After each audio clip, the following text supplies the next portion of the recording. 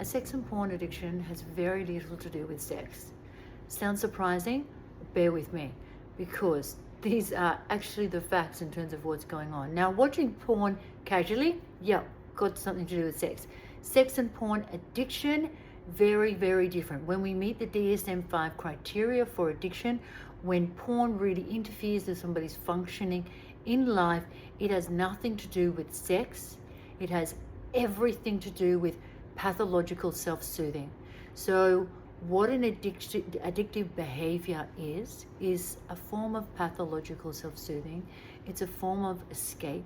It gives us a dopamine high. When we look at meeting the criteria, it means that it is something that we've tried to stop but can't. Our tolerance is increased.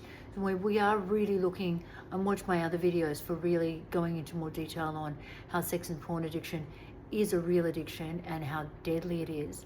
And when I say it's got so little to do with sex, I'm not saying porn has nothing to do with sex. I'm saying sex and porn addiction, because addiction is about self-soothing that core wound, that lack of safety in our inner selves.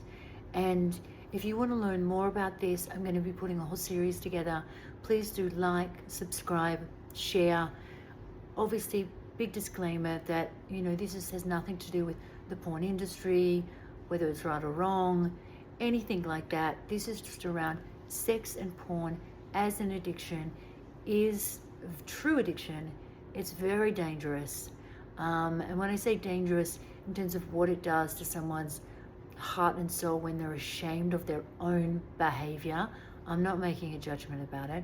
When people are ashamed of their own behavior and they can't stop and it interferes with their life, then it's really painful.